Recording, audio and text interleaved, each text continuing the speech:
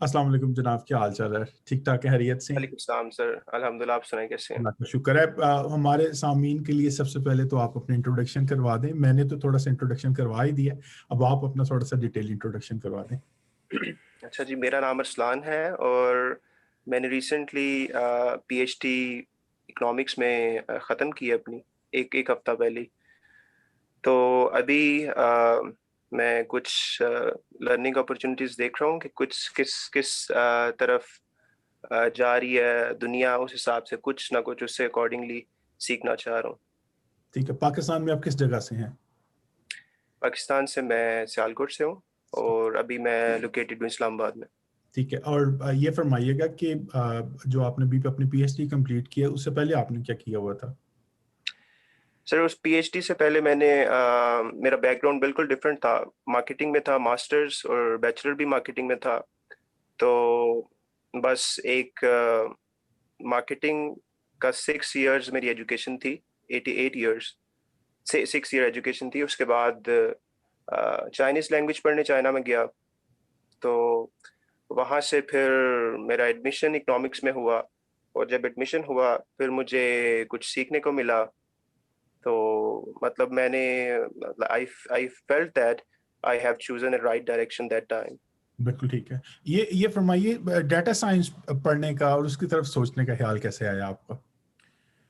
Sir क्योंकि जब मैंने अपना कोर्स पर कंप्लीट किया, उसके बाद मेरे लिए बड़ा चैलेंजिंग था रिसर्च थीसिस करना। तो तब मैं बिल्कुल अनफ़ेमिलियर था इस थीस रिसर्च से। तो मुझे हमारी कोर्स था इकोनोमेट्रिक्स, उसमें मुझे डाटा सिखाया गया, डाटा किस तरह रन होता है और डाटा किस तरह गेन करते हैं डिफरेंट डेटाबेसेस से। तो उसके बाद जब मैंने अपना थीसिस स्टार्ट किया, उसमें मुझे काफ़ी डिफ़िकल्टीज़ भी आईं। मैंने काफ़ी हेल्प ली, काफ़ी प्रोफ़ेसर से, पाकिस्तान से भी। तो वो आहिस्ता-आहिस्ता, स्लोली-स्लोली मुझे इंटरेस्ट डेवलप हो गया कि डाटा से खेलना मतलब अच्छा अच्छा लगता था। तो अभी भी ख़ैर लर्निंग प्रोसेस है। तो डाटा साइंस मैंने रिसेंटली एक बेसिक कोर्स किया है ऑनलाइन। तो बस आगे देख रहा हूँ इससे रिलेटेड और भी चीज़ें करता रहूँ। सो जो डाटा साइंस का आपने कोर्स किया है, आपको क्या लगता है कि जो आपकी पहले की फॉर्मल एजुकेशन है, आपका बीबीए, एमबीए, इवन आपकी जो पीएचडी इकोनॉमिक्स में है, उसको वो कैसे उसके साथ ये लिंक होगा? क्या डाटा साइंस एक कंप्यूटर साइंस का एरिया है, या इसको किसी भी तरीके से हम अपने बिजनेस मैनेजमेंट के साथ इसको लिंक कर सकते हैं? सर डाटा साइंस एक नए दौर का एक नई चीज़ है कि ये बस कंप्यूटर साइंस का एरिया नहीं है। ये मेनली रिसर्चर के लिए बेहतर है क्योंकि वो रिसर्चर कंप्यूटर साइंस से रिलेटेड भी हो सकता है, इकोनॉमिक्स से रिलेटेड भी हो सकता है और किसी भी फील्ड से। इवन कि आप किसी ऑर्गेनाइजेशन में काम कर रहे हैं, वहाँ पे डाटा साइंटिस्ट हायर हो रहे हैं अभी, ठीक है? तो बस ये है कि आपने अपनी जो डेटा से जो आउटपुट निकलती है, ठीक है? उससे जो मैसेज कन्वे होता है, वो डिलिवरेबल होता है। तो वो आपने उसको इस तरह से करना होता है कि डाटा को आप पहले प्रोसेस करते हैं, उसके बाद उससे एक डिलिवरेबल कम्युनिकेटेबल आप चीज़ निकालते हैं और एक स्टोरी टेलिंग आप उसको बनाते हैं और आप उससे आउटपुट निकालते हैं। उसकी वजह से आप पॉलिसीज़ को मोल्ड करते हैं और अपनी स्ट्रेटजीज़ बनाते हैं। बिल्कुल ठीक है। ये फरमाइएगा, जो अब आपको जो अभी आपने कोर्स लिया था डाटा साइंस का, उस जी, कोर्स जी। में आपको क्या जो है वो उससे क्या आपका माइंड में आया कि इसमें क्या-क्या हमारे पास फर्दर स्टडी अपॉर्च्युनिटीज़ अवेलेबल हैं?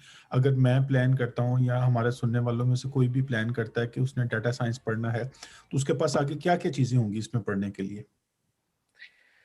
सर ये फर्स्ट स्टेप था मेरा, इंट्रोडक्टरी पार्ट था।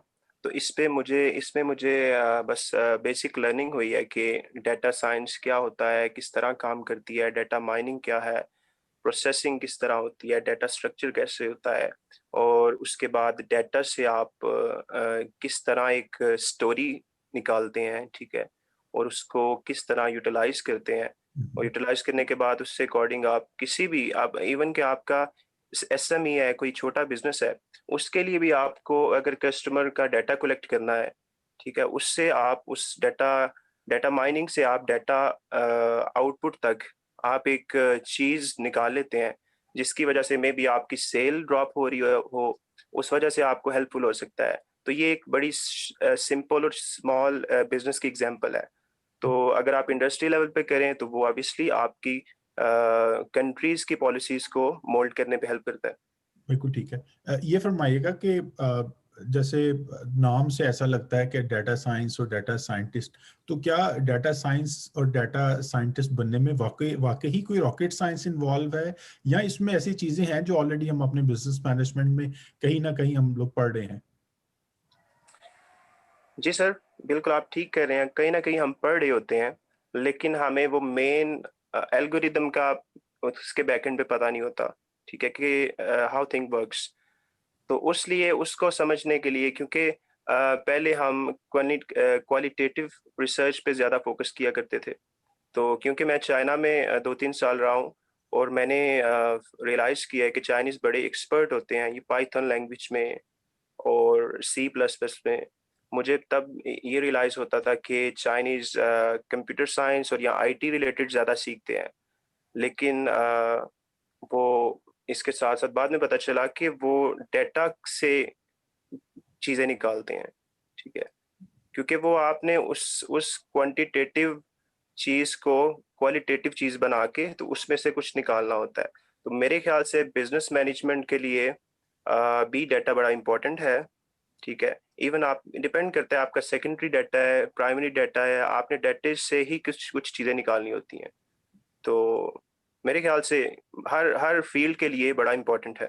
जी, मैं इसमें आपके आंसर में थोड़ा सा ऐड कर देता हूँ। मेरा अपना जो बैकग्राउंड है वो एजुकेशन से है, तो लास्ट अच्छा, 10-15 ईयर्स में मैंने देखा है कि एचआर एनालिटिक्स, मार्केटिंग एनालिटिक्स के नाम से फुल फ्लेज जो है वो बिजनेस मैनेजमेंट में कोर्सेज डेवलप हो गए हैं, जहाँ पर सही, लोगों को टीच किया जाता है कि आपके पास ऑर्गेनाइजेशन का जो एचआर का डाटा पड़ा हुआ है, मार्केटिंग की आपके पास जो आप customer relationship management, social media से आपको बहुत ज़्यादा डाटा मिल जाता है, तो उस डाटे को आप प्रोसेस कर रहे हो। अब ये फरमाइएगा कि अगर हमने सही। डाटा साइंस में अपना करियर बनाना हो, तो क्या हमें एक्सेल से हम स्टार्ट कर सकते हैं, या हमें कोई बिल्कुल ही कोई हाई-फाई सा कोई लैंग्वेज सीखनी चाहिए?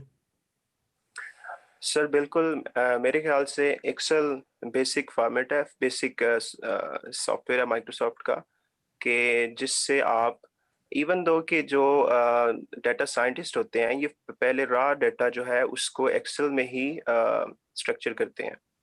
उसके बाद अब कुछ इंटरव्यू के थ्रू या कुछ ब्रेनस्टॉर्मिंग के थ्रू डाटा कलेक्ट होता है और उस जो कन्वर्सेशन है उसमें से आपने क्वांटिटेटिव चीज़ें निकालनी होती हैं। तो आप पहले रॉ से एक्सेल से ही स्टार्ट करते हैं। एक्सेल के बाद ये फर्दर आप पाइथन में या स्टैटा में या एसपीएस में उसको ऐड करके तो उससे अपना आउटपुट निकालते हैं। तो मेरे ख्याल से एक्सेल फर्स्ट स्टेप है चीज़ों को मेज़र करने का। सो चीज़ों को स्ट्रक्चर करने। डज इट मीन कि एक्सेल जो है वो ना सिर्फ हमारे लिए एक ऐसा प्लेटफॉर्म है जहां से हमें डाटा पॉइंट्स मिलते हैं, but at the same time हम लोग एक्सेल के अंदर रहते हुए कंसीडरेबल डाटा मैनिपुलेशन भी कर सकते हैं? डेटा मैनिपुलेशन भी कर सकते हैं, डेटा मैनिपुलेशन हर जगह पे कर सकते हैं आप, बिल्कुल ऐसे ही है, ठीक कह रहे हैं आप। जी, और मेरा अपना ऑब्जर्वेशन है, मैंने आपके जैसे मैं आपको इंटरव्यू कर रहा हूँ, मैंने और लोगों को भी इंटरव्यू किया, जो मुझे वहाँ पर फीडबैक मिला है वो ये है कि ना सिर्फ एक्सेल एक बड़ा अच्छा डाटा एनालिसिस डाटा साइंस के लिए प्लेटफॉर्म है, बल्कि एसपीएसएस भी बहुत अच्छा प्लेटफॉर्म है, स्टैटा बहुत अच्छा प्लेटफॉर्म है।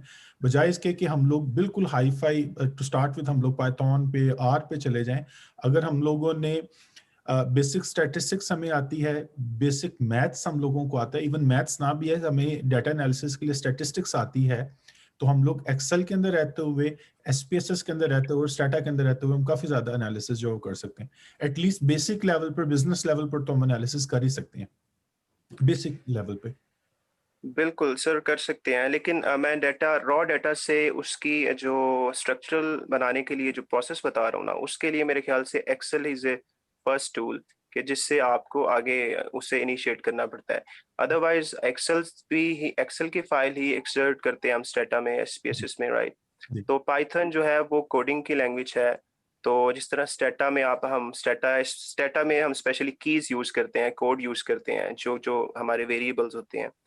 तो पाइथन इससे एडवांस वर्जन है। और सेकेंडली ये है कि अगर आप कोई स्टैटिस्टिकल टूल यूज करते हैं डिस्पाइट ऑफ एक्सेल, तो उससे ये फायदा होता है कि आपकी जो रिजल्ट्स की एफिशिएंसी है वो इंक्रीज हो जाती है।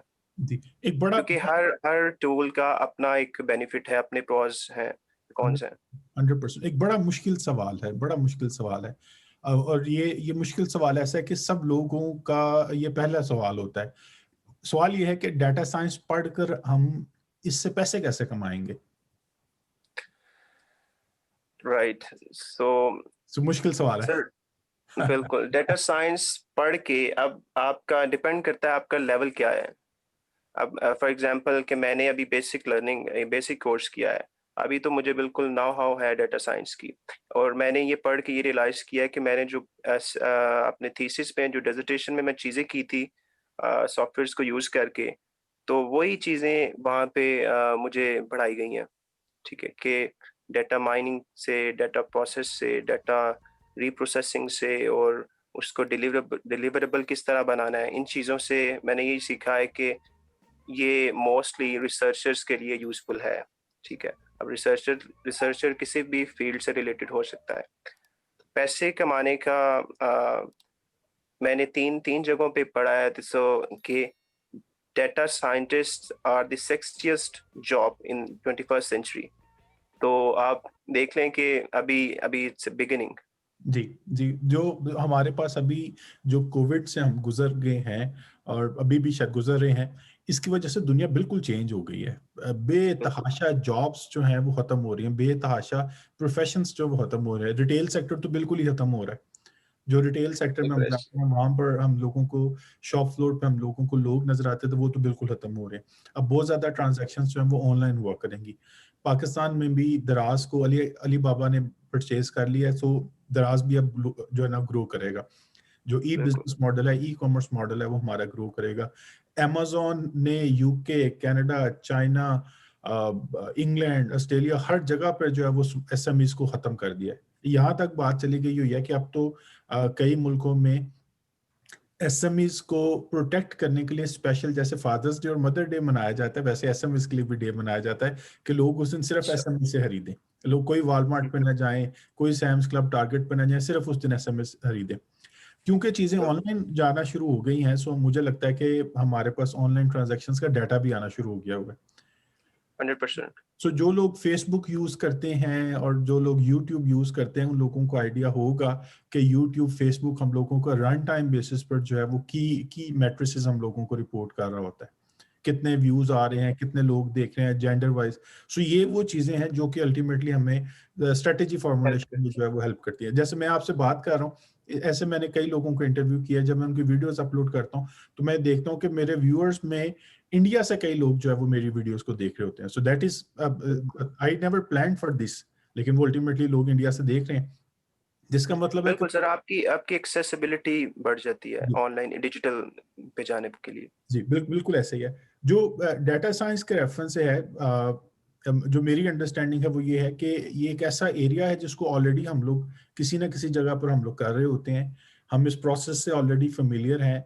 जैसे आपने फरमाया कि आपने देखा डिसर्टेशन करने के बाद, थीसिस करने के बाद आपने जब ये कोर्स किया तो आपको लगा कि ये चीज़ें तो आप ऑलरेडी कर रहे हैं, लेकिन वो थीसिस लेवल पर शायद आप क्वांटिटेटिव और क्वालिटेटिव डाटा को आप एनालाइज कर रहे थे।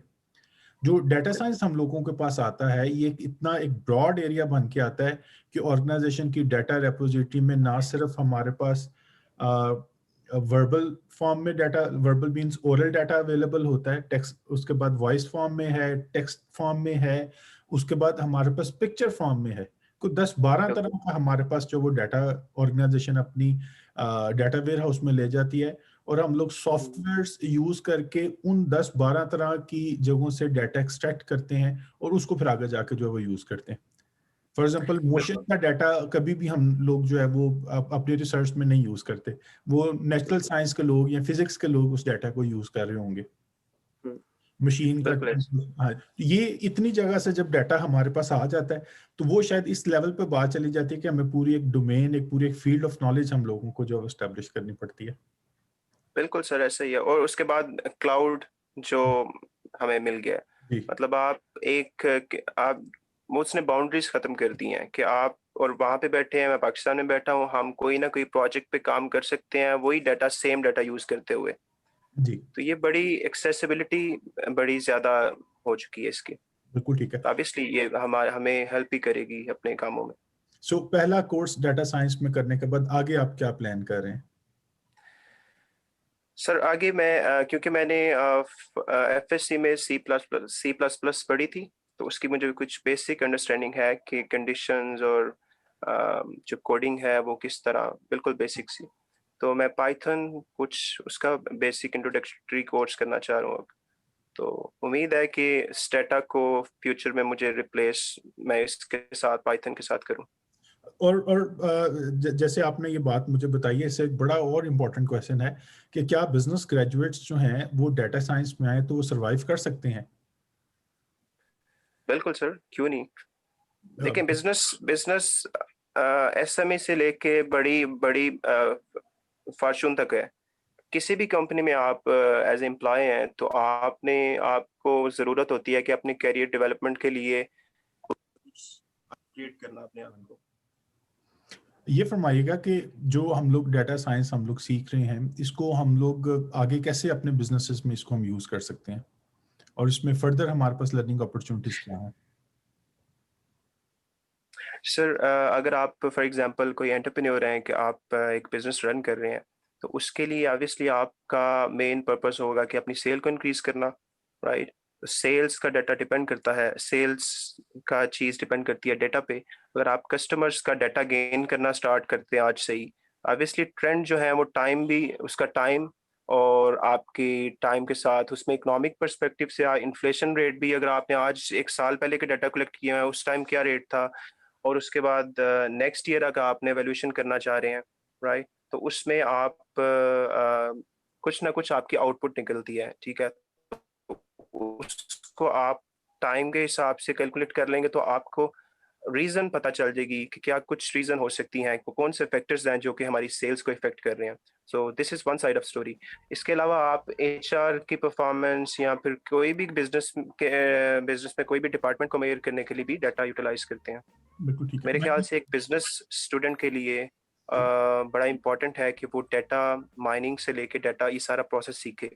सेकेंडली, अगर आप एक कंपनी में जॉब भी कर रहे हैं तो उस कंपनी में रहते हुए आपने अपना करियर डेवलपमेंट के लिए कोई ना कोई अपने आप को अपडेट रखना होता है किसी ना किसी तरह।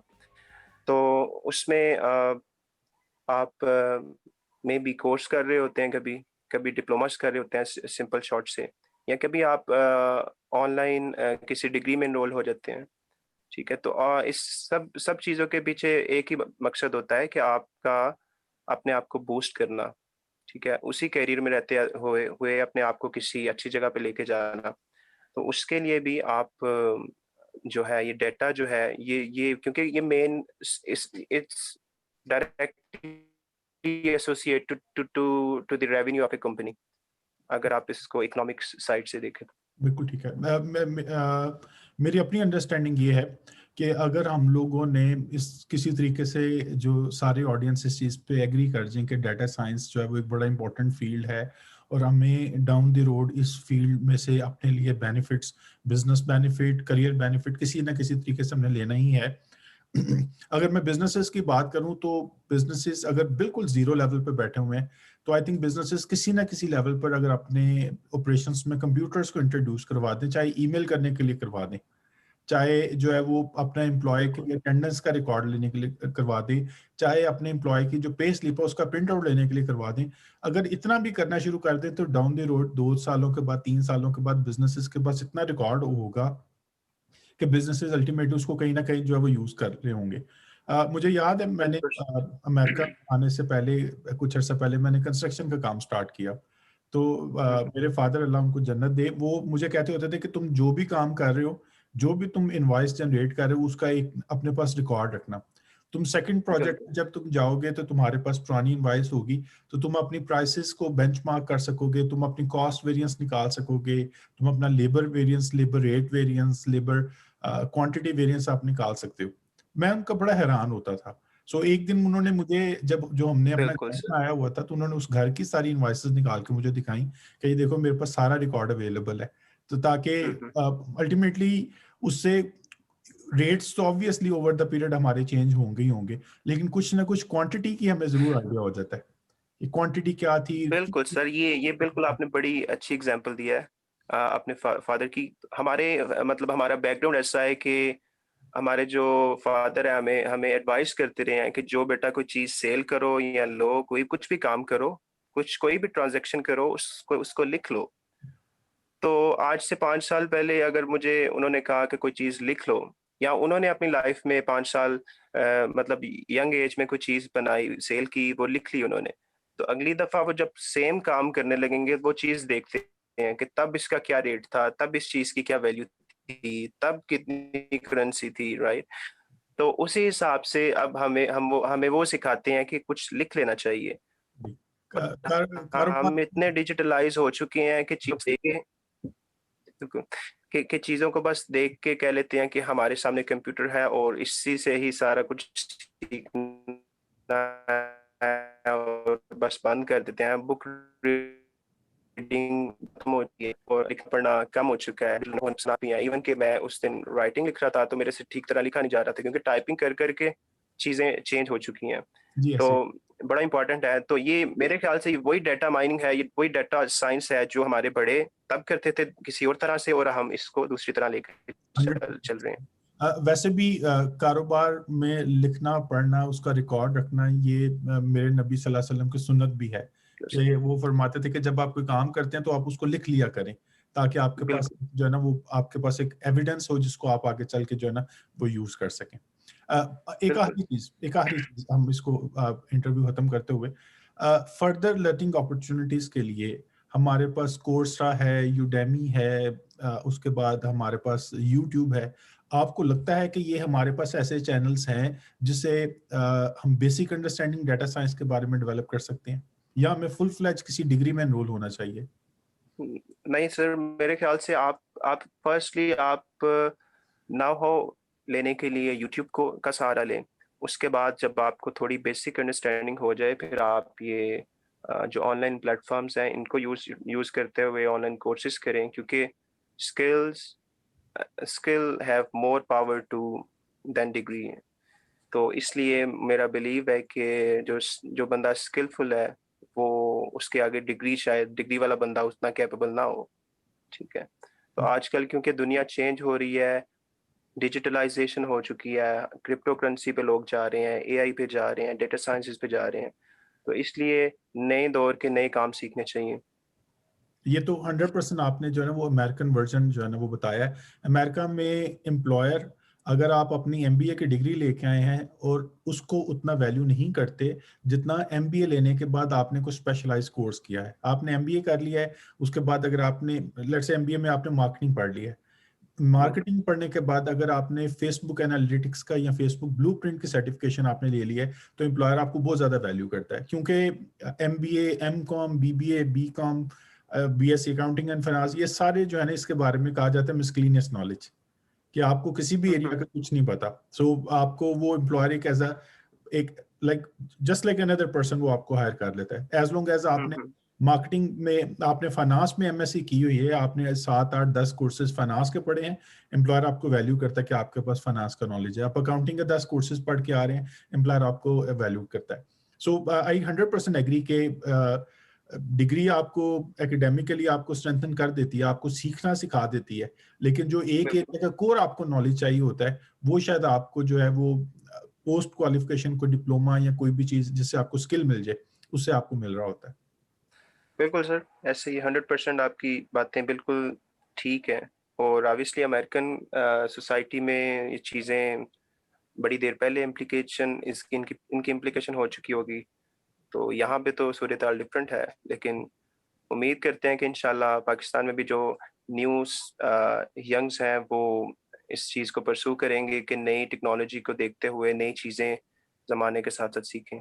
जी, मैं इसको कंक्लूड करता हूँ, एक आखिरी जुमला मैं अपनी तरफ से कहता हूँ और उसके बाद मैं आपसे इजाज़त जी, लेता जी हूँ। सर। आज से अगर हम 50 साल पहले चले जाएँ ना पाकिस्तान की या हम दुनिया की इकोनॉमी की बात करें 50-60 साल पहले, तो पूरी दुनिया जो थी वो एग्रीकल्चर इकोनॉमी थी, कि हुँ, जिन लोगों के बड़े-बड़े खेत थे वो लोग जो थे वो सर्वाइव करते थे। बिल्कुल। उसके बाद हमारे पास कन्वर्ट हुआ ये इवन 50 साल के बजाय मैं 100 साल पीछे चला जाता हूँ। राजे महाराजे हुआ करते थे, उनके पास बड़े-बड़े खेत थे, जिसके पास जितना रकबा होता था उसकी उतनी इज़्ज़त थी। उसके बाद हमारे पास दौर आया चाकरी का। जब ईस्ट इंडिया हुँ, कंपनी आई तो कहा जाता था कि बंदा वो कामयाब है जिसको सरकारी नौकरी मिल जाए। हुँ, वो दौर गुज़रा, उसके बाद इंडस्ट्रियलाइज़ेशन का टाइम पीरियड आया, कि जो हुँ, हुँ, जितना बड़ा जिसने इंडस्ट्री बना ली, ये वो टाइम पीरियड था कि आप जिसको मार्केटिंग में प्रोडक्शन एरा कहते हैं, कि हुँ, आप हुँ, ज़्यादा से ज़्यादा बनाते जाएँ और आपका काम जो है वो बिकता जाए। प्रोडक्शन बिल्कुल। एरा से फिर हम लोग ये मार्केटिंग वाली साइड पे आए, सर्विस एरा पे आए, सेलिंग पे आए। सो इकोनॉमी जो है वो इंडस्ट्रियल इकोनॉमीज़ बन गई, फिर सर्विस इकोनॉमी बन गई। अब दुनिया की जो टॉप इकोनॉमीज़ हैं, वो नॉलेज इकोनॉमीज़ बन गई हुई हैं। क्योंकि सर्विसेज़ भी 2 तरह की हैं। एक लोअर हुँ, कैडर सर्विसेज़ हैं जिसमें आपके हाथ और पाँव ज़्यादा यूज़ होते हैं, ठीक है? हुँ, दूसरी है हाई लेवल सर्विसेज़ जिसमें आपका जी, ह्यूमन इंटेलेक्ट ज़्यादा यूज़ होता है as compared to human power. So knowledge economy American economy पिछले 25-30 साल से नॉलेज इकोनॉमी बन गई हुई है और वो नॉलेज की बेस पर जो है ना वो पैसे कमा रहे हैं। So knowledge ultimately data science ही में से निकल रहा है। आप डाटा बिल्कुल। को एनालाइज़ करें, उसमें से इनसाइट्स जनरेट करें, उसको लोगों के साथ शेयर करें ताकि लोग डिसीजन ले सकें। 100% सर। और सर एक और बात बताएँ, आप ये कंज़्यूमर या कोई बिहेवियर बिहेवियर को किस तरह देखते हैं इस चीज़ में?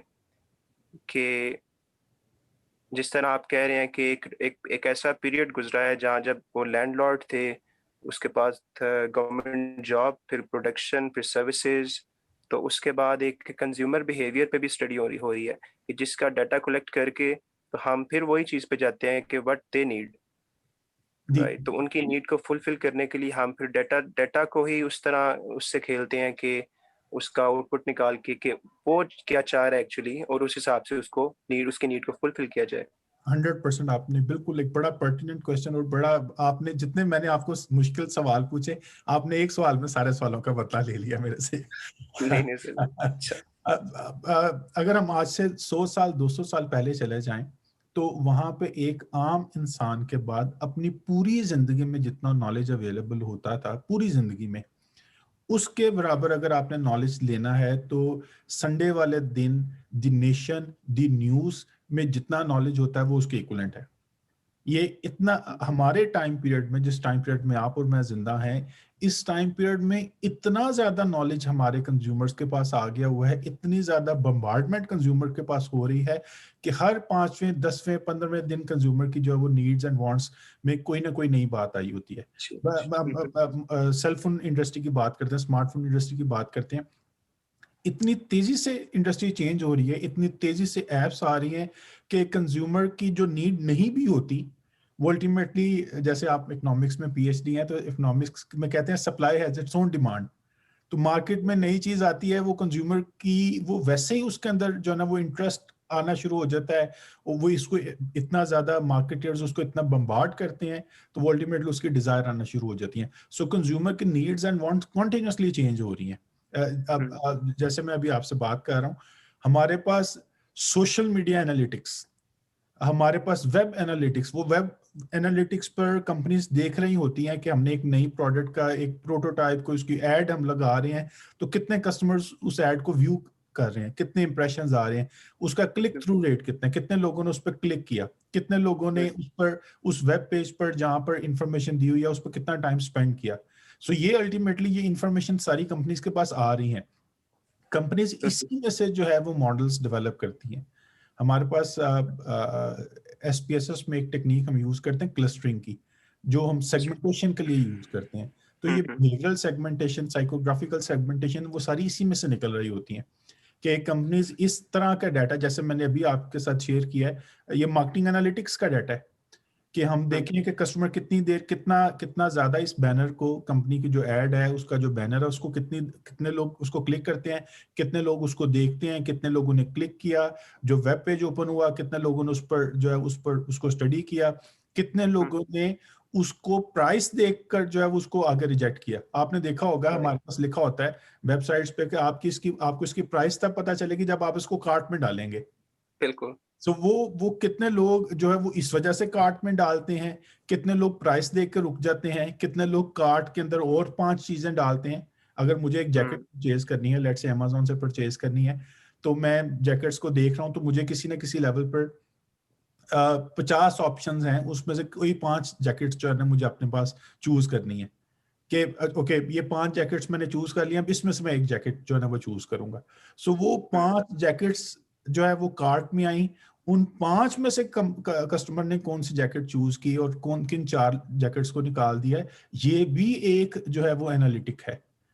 बिल्कुल, ये कैटेगराइज़ कर देता है चीज़ों को। सो कंपनीज इन चीजों को देखती हैं कि अच्छा जी कस्टमर ने, जैसे मैं और आप कपड़े लेने के लिए जाते हैं किसी दुकान से, तो उसको हम कहते हैं अच्छा यार हमें पैंटे दिखाओ, तो हम 50 हुँ, पैंटों में से 10 पैंटे हम निकाल के जो है ना वो ले लेते हैं, वो एक साइड पे हुँ, रख देते हैं। दुकानदार बड़ा खुश होता है कि जी बहू जी ते 10 पैंटा लेके जाएंगे, तो हम कहते हैं नहीं यार लेनी मैंने 2 ही है, तो मैं अब इसमें से हुँ, 2 चूज करूंगा। सो बिल्कुल। ये जो डाटा है, दुकानदार छोटे लेवल पर उसको याद रहता है कि अच्छा जी 10 लोग आते हैं, 10 में से ये 2 लेके जाते हैं, तो उसके माइंड पे कहीं ना कहीं ये चीज रह जाती है। हुँ, बिजनेसेस का साइज ग्रो कर रहा है, हमारे पास बड़ी कॉरपोरेशन है, उसके 50 आउटलेट्स हैं, वो अब वो 50 आउटलेट्स के लेवल पर कहाँ वो सारे सेल्समैन से ये डाटा लेते रहे, और इवन बिल्कुल, सारे सेल्समैन ये डाटा दें तो वो डाटा कम्युनिकेट करना would be another full time job. बिल्कुल। सो जो बड़ी कंपनीज हैं, स्मॉल कंपनीज, अब वो दराज की वजह से पाकिस्तान में भी ये उनके पास अपॉर्चुनिटी आ गई होगी, फेसबुक की वजह से ये अपॉर्चुनिटी आ गई होगी कि वो किसी ना किसी लेवल पर ऑटोमेटिकली जो है वो डाटा कलेक्ट होना शुरू हो जाता है। सो बिल्कुल सर, है 100% बिल्कुल आपने बिल्कुल ठीक कहा। और एक एक पॉइंट मुझे थोड़ा-सा कन्फ्यूज़िंग है कि क्योंकि ह्यूमन ह्यूमन बिहेवियर चेंज होता रहता है, कभी स्लो कभी फ़ास्ट। तो उससे चीज़ें मेज़र करना भी बड़ा एक डिफ़िकल्ट टास्क है। फॉर जी एग्ज़ाम्पल कि आज मुझे कोई चीज़ पसंद है, कोई ट्रेंड ऐसा चल पड़ा है, कोई एक स 2-3 माह बाद मुझे वो चीज़ पसंद नहीं है। तो ये भी एक बड़ा चैलेंजिंग है कि आप ह्यूमन बिहेवियर से किस-किस तरह चीज़ें डिपिक्ट करते हो और उसको फर्दर उसको किस तरह मोल्ड करते हो कि किस तरह कौन से ट्रेंड उसमें ऐड हुए जिसकी वज़ह से उसकी जो बिहेवियर है वो टुवर्ड्स सर्टेन थिंग चेंज हो चुका। सो यहाँ पर आपने ये बात करके आपने जो है वो डाटा साइंस को लिंक कर दिया आर्टिफिशियल डेटा इंटेलिजेंस के साथ, साइंस। हुँ, हुँ, कि डाउन द रोड हमने डाटा साइंस की बेस पर हमने मॉडल्स डेवलप कर देने हैं, और उसको हमने लिंक कर देना है आर्टिफिशियल इंटेलिजेंस के साथ। आर्टिफिशियल हुँ, इंटेलिजेंस क्या करेगी, वो जो है वो सारी इंफॉर्मेशन जो है डेटाबेस से, डाटा वेयर हाउस से लेकर उस पर एनालिटिकल मॉडल लगा के और खुद डिसीजन लेकर बताएगी कि अच्छा जी अब आपको कंपनी को ये करना चाहिए। मैं राइट। आज किसी को मैं सुन रहा था कि जब हम लोग चेस खेलना स्टार्ट करते हैं, चेस पहली मूव के बाद हमारे पास जो ऑप्शंस होते हैं, पॉसिबल पैटर्न्स जो गेम के बन सकते हैं, वो बनते हैं 10 multiply by 100 raise to power another 100। अच्छा। और अगर हम पूरी दुनिया की सारी रेत के जर्रों को इकट्ठा कर लें, so that would be 1 multiply by 10 raise to power 8। हुँ, हुँ, तो वो अब सही। ये जो हमारे पास बातें हैं कि अगर हम चेस खेलने के लिए बैठते हैं, चेस में इतने ज्यादा हमारे पास ऑप्शंस हैं कि पूरी दुनिया की सारी चीजों को इकट्ठा कर लें, पूरी दुनिया में जितने लोग आए हैं और थ्योरेटिकली जो हमें नजर आ रहा है फिजिक्स के बेस पर जितने लोग आएंगे, उन सारों को इकट्ठा कर लें, तो जितने चेस के अंदर हमारे पास पैटर्न्स बनते हैं, ये पॉसिबल ही नहीं है कि हम उसको जो है ना वो मैनुअली उसको हम जो है ना वो कैप्चर कर सकें। सो हमारे पास बड़ी बड़ी बिल्कुल, मशीन्स हैं जो इसको जो है वो देख रही हैं। मैं आज ट्रू। किसी सुन रहा था किसी से कि अगर हम जो फेसबुक का हमारे पास फ्रंट इंटरफेस जिस पर हम देख रहे होते हैं, उसका हम कोड देखें, तो वो आई थिंक शायद 6.5 लाख लाइनों का जो है वो उसका कोड डेवलप हुआ है। 6.5 लाख लाइंस का जो है ना उसका कोड डेवलप और हुआ है। और अगर हम गूगल की सारी प्रोडक्ट्स का एक कोड इकट्ठा कर लें, तो 2 लाइंस का कोड जो है वो डेवलप हुआ है।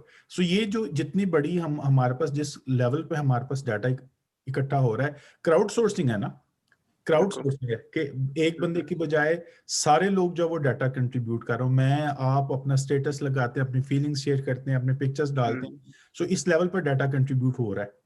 सो ये जितना डाटा कंट्रीब्यूट हो रहा है, ये ह्यूमन बीइंग से तो पॉसिबल ही नहीं होना, जिसके पास पॉसिबल खाने नहीं। पीने, बच्चे संभालने, दही लेके आना, डबल रोटी खत्म हो गई, इस तरह के बिल्कुल। मसाइल होंगे, तो वो कहाँ ये डाटा संभाल सकेगा। सो बिल्कुल सर। अल्टीमेटली में जो है वो किसी ना किसी लेवल पर मशीन्स की हेल्प हमें चाहिए ही चाहिए। ऐसे ही सर। डॉक्टर साहब, आपके बिल्कुल। टाइम का बहुत शुक्रिया। Thank you. आपके टाइम का बहुत शुक्रिया, आपसे बात करके बड़ी खुशी हुई। अल्लाह ताला थैंक यू सर, आपसे भी जब भी बात करें कुछ ना कुछ हमेशा सीखने को मिलता है। जज़ाकल्लाह। ये आपकी आजिज़ी है कि आप जो है वो खाकसार को कुछ समझते हैं। So nice of you sir. अल्लाह आप खुश रखे। इंशाल्लाह आपसे दोबारा थैंक यू। बात होती है। अस्सलाम टेक वालेकुम। केयर। अल्लाह हाफ़िज़।